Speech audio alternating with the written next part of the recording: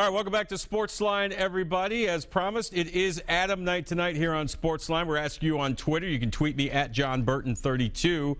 Who's your favorite Adam of all time? It could be anybody. It could be your cousin, your uncle, or a famous Adam like Adam West or John Quincy Adams, former president, or whatever you like. Use the hashtag Adam Night, and Adam Night continues. We have our second Adam of the night joining us on the hotline, also from the Tennessean. He covers Vanderbilt athletics, our good buddy Adam Sparks. Good evening, buddy. How you doing? Hey, real good. How's it going? Man, it's well, I'm doing a little bit better than Kevin Stallings probably is right now. Let's dive right into that loss for the men's basketball team at Mississippi State. They blow a 17-point second-half lead, and they lose at the buzzer.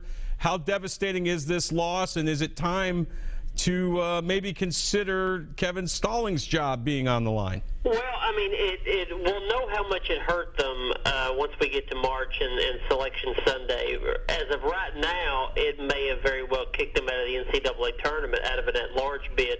Going into that game, depending on what bracketologist you talk to, they were either barely in or just barely out. And with that loss, and it was their worst loss, it was their worst RPI loss, it was their worst loss in terms of the opponent's record. That bumped them quite a ways back in the pecking order for an at-large bid. So what it does, it doesn't kick them out completely, but it makes it extremely hard to get back on the bubble and into the field. I mean, they have 5 games left, and they may need to go 4-1. They may need to win at least their 3 big RPI games they have left. What they've done so far is not going to be good enough from here on out if they have any chance of getting at a large bid. With Kevin, I think he's in the same boat. I mean, the story having to have on the Tennessean.com right now tonight is kind of David Williams' take on the situation, and he says he's going to evaluate Kevin as he does every coach at the end of the season, and that's when we're going to find out how we can kind of judge this team completely. At this point, I don't know that Kevin would be fired. I don't even know if that's as much of a consideration with David Williams, but with the fan base, I know that the loss last night kind of pushed a lot over the edge of how little trust they have that this thing can get turned around. Adam Sparks is our guest. He covers Vanderbilt athletics for the Tennessean. From where you sit, Adam, what went wrong last night in that second half for the Commodores? I mean, I don't think if you can pinpoint necessarily one thing, whether it's turnovers or missed shots or anything. I mean, a lot of people tend to look at a missed rebound at the end that set up the game-winning shot, or they can look at LaChance missing one of 2 free throws there at the end that would have iced it. I don't know if you can pinpoint just one thing. I think the overall theme that I got from it was kind of a take-for-granted type attitude. And I don't think that's any one individual on the team. I think as a unit they've had that issue. I mean, this was, if I remember right, the 5th game this year that they've blown a double-digit lead. And by the way, if you look at those 5, I think it's Ole Miss, Mississippi State, and then Dayton, Baylor, Kansas. Those latter 3 are all high RPI games that if they win probably 2 of those, they're in the tournament. If they win all 5 of those blown leads that we're talking about, they're not only in the tournament, they're about number 10 in the country and vying for one of the top seeds. And so they've taken a lot of games like this for granted all year. I think that's been their troubles on the road. I think it's 2-7 on the road now, maybe 2-8, and a lot of those games were to teams they should beat, neutral, road, home, whatever. They've blown leads, they haven't held on to games, and I think it's just a lot of this. We don't think of this team as young, but they still are young, and they act like that. And a lot of times in these situations where they should be able to put somebody out, and they can't finish the job. Yeah, you mentioned Riley LaChance. He had such a great freshman year last year. There's a lot of speculation that he's lost confidence. Obviously, he's not the player this year that he was last year. What do you see from Riley LaChance as you look at him? I think it's a few things. I mean, a lot of players have a sophomore slump, and I think that's even more prevalent in his situation because he had a really, really good freshman year, and he did it on a team where most of the guys guys playing were freshmen. So you come in and you look around and say, somebody's got to score, somebody's got to take shots. It might as well be me.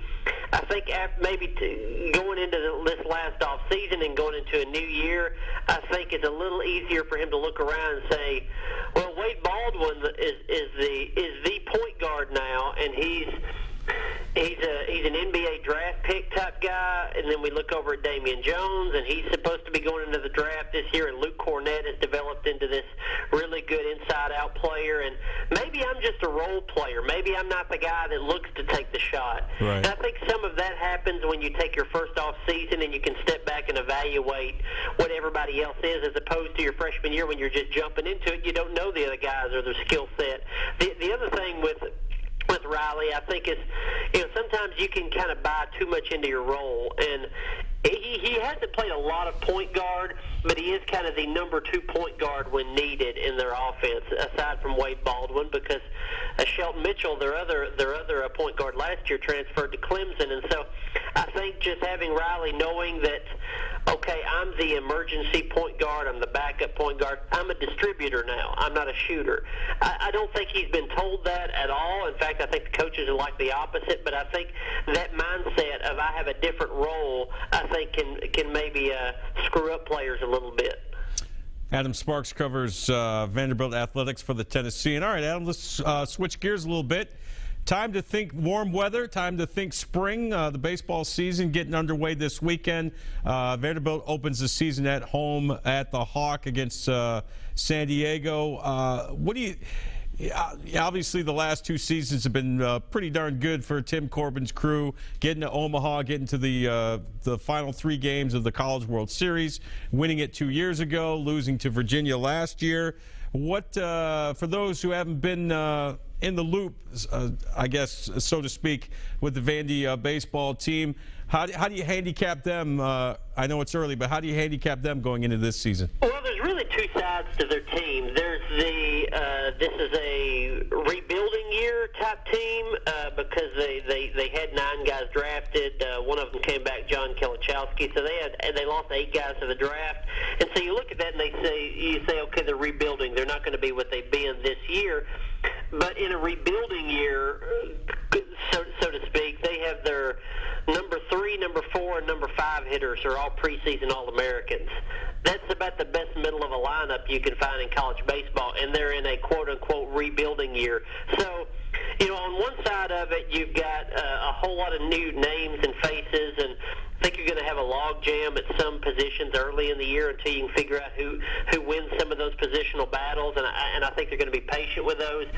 So you've got that newness and that lesser expectations because you lost all these great players from last year. But then on the other hand, they're ranked number 3 in the country in the USA Today poll. I think they're no worse than 8th, I think, in any of the 5 or 6 major polls. So there's a lot to be thought of this team. I think that's probably a little high. I think a lot of that ranking is based on reputation and the brand and the fact that it's almost a given that Vandy's going to have really good young players.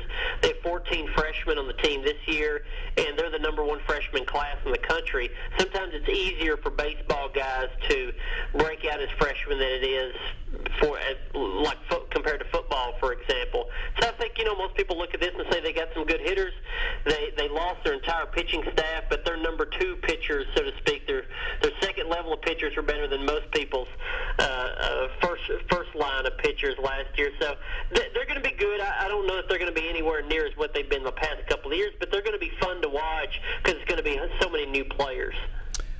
Well, finally, Adam, it is Adam night here on SportsLine. We're telling our viewers to use the hashtag Adam Night and give us their favorite Adam of all time, excluding yourself, of course. Who is your favorite Adam of all time? Oh boy, let's go with Adam Dunn, big bat. Nice. Yeah, good hitter. Adam Archuleta would be my other one. No, we'll go with Adam Dunn. Adam Dunn, well done, my friend. Thanks for the time and the knowledge. We always appreciate you coming on. All right. right, good deal. Have a good one. All right, Adam Sparks of the Tennessean giving us a little bit of insight on Vandy men's basketball. And, of course, Vandy baseball, which starts this week. And when we come back, we're going to hear from Tim Corbin, the head coach of the Vanderbilt baseball team, get his thoughts on the upcoming season and this weekend's season opening series against San Diego. Stay with us.